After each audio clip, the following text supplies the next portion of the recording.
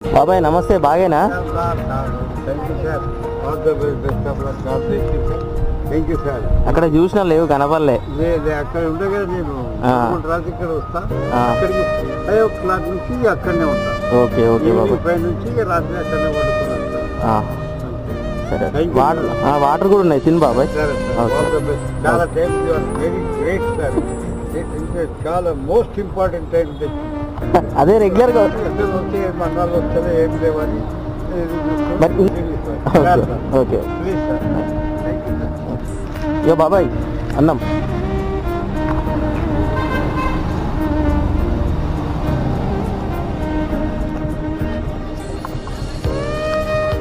ఉన్నారా ఎవరా ఇంకా?